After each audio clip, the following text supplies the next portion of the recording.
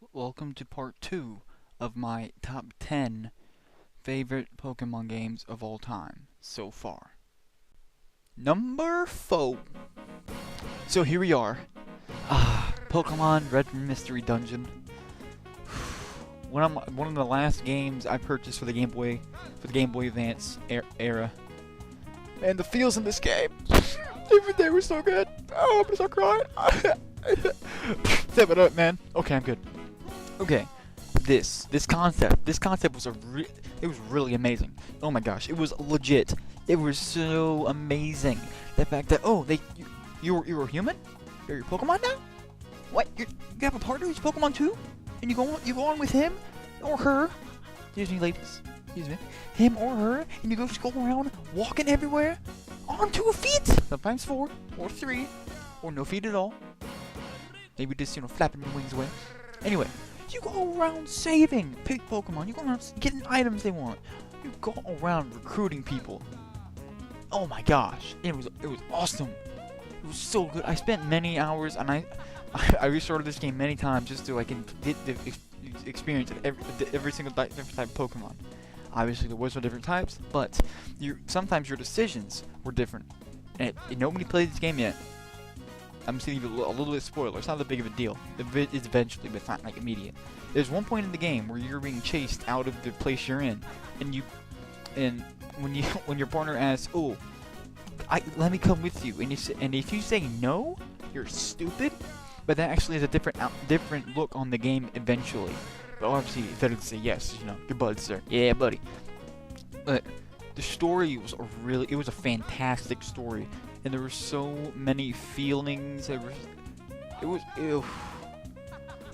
fall into the mic. It was just really smart, and it was a really emotional game towards the end. But you got you of course it's just the fact that you can complete it, and then you can save all these Pokemon. It may not be real, but it felt real with the dialogue and everything, and it felt like you really accomplished something that was different. It was just amazing feelings. It was amazing. Anyway, that game's done, and I love it, and I recommend it if you haven't played it yet. But sadly, we're on to the next video game. So let's go. At number 3. Okay. Don't be mad at me, but I picked Pokemon Red. And I mean all 3 generations. I mean all 3 games of the first generation. Yes, I put this game at number 3. Now the reason I do that is because, well, I may have had it. I played it and everything, but there's other games were better.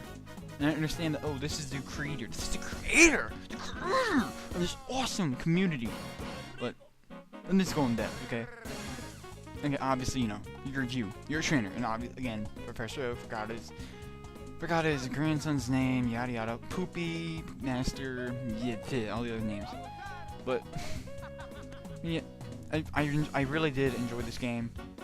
But the fact that it was like my first video game. My first ever system was the Game Boy Color, and I got this game with it. My parents got this game for me with it. And I played it a lot, but I don't remember playing it that much because, again, this game came out in, I believe, 96, 97? I believe it was? Something like that? I can't remember. But, I got into it. Catch all 151 Pokemon. Okay, cool. And it was fun. I really do enjoy it. And the fact that, when I played on my Leaf, I got Leaf Green, of course, duh. But when I played on my Leaf Green, I got all these memories back. Like, oh, I remember this. I remember Misty and all that. I really did enjoy this game, but there were other games I felt were better in the Pokemon series. Obviously, there's 2 more, so you'll see that in a minute, or second, or 2, few seconds. Anyway, I really did enjoy Pokemon Red. Don't get me wrong, putting it number 3. At least it's top 3. Hey. And I know a lot of people are like, why is it number 3? I'm gonna beat your face in. It's just, I just think, for me, my opinion, it's my opinion. Remember that. My opinion, world. or America, or whoever watches this, Pokewubbers and Wubbits. I just really, it was very fun. It was very fun, and it's to me now it's more of a nostalgic feeling whenever I play it. Anywho, next one, number dos.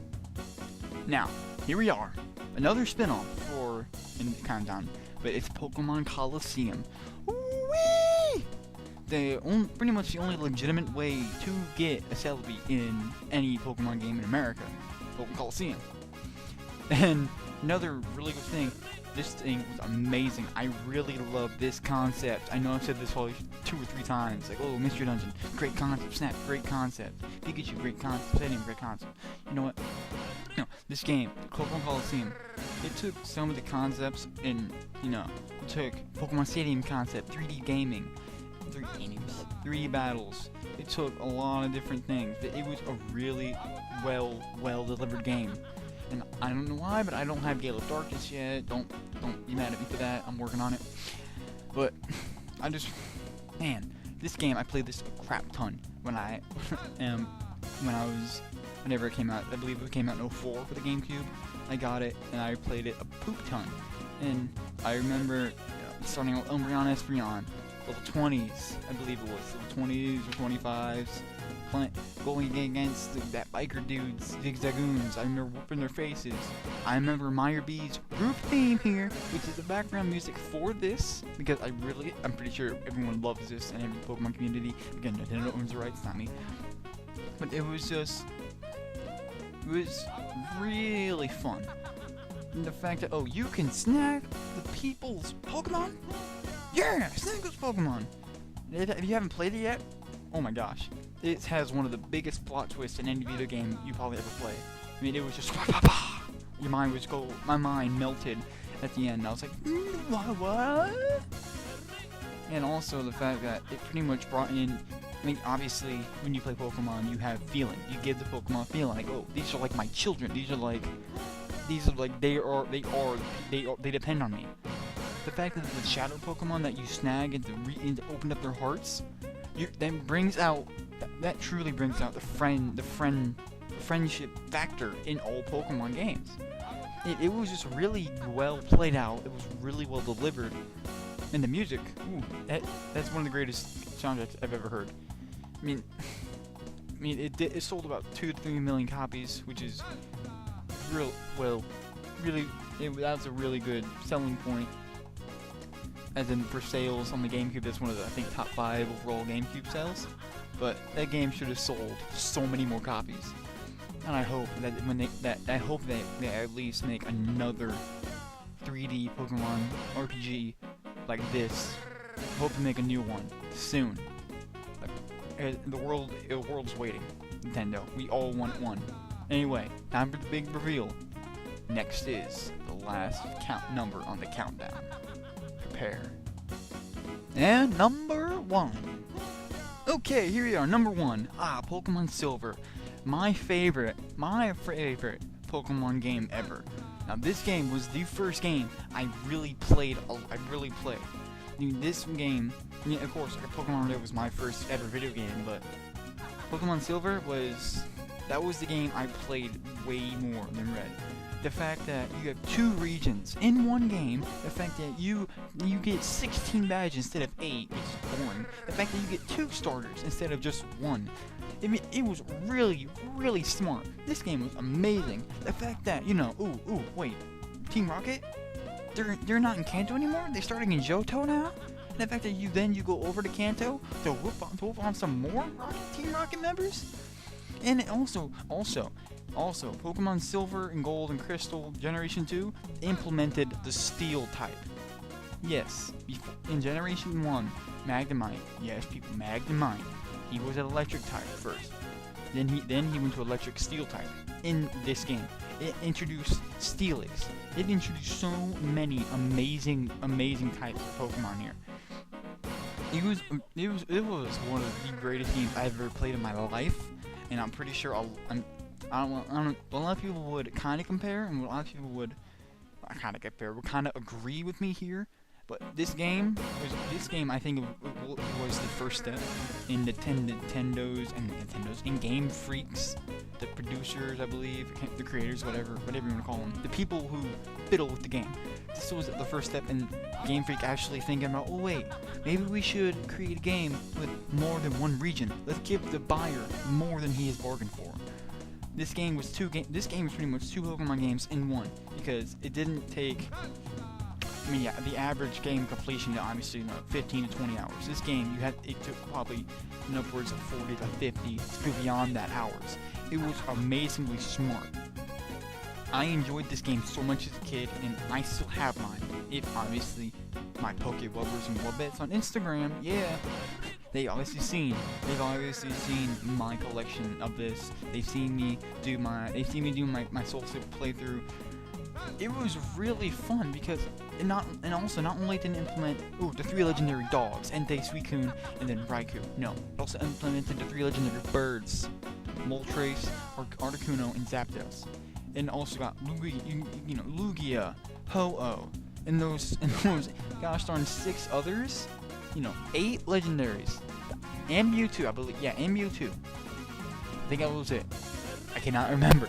But this game was the game of my childhood. This is the game I loved to play so many times. It was amazing to me. I'm pretty sure it was amazing to a lot of other people. But anyway, that's my countdown. That's my countdown, man. And my countdown is topped by Pokemon Silver. The premier game of my young life. Thank you. Anyway, guys, that was my top 10 favorite Pokemon games overall, including spin-offs and the main series. Anywho, I would like to hear about your opinions. What do you think? Should I fiddle with the list? What do you think of my list? Like, oh, Silver, why is that number 1? I think pinball should be number 1. I don't know. Like, tell me what you think about my top 10. And I will look at it and I'll be like, yeah, maybe the guy's right, or yeah, I'm on here. But again, this is just my opinion. And anyway, this is my first top 10 video. I guarantee you I'll try to make more. And besides that, have a great day, and please like, favorite, comment.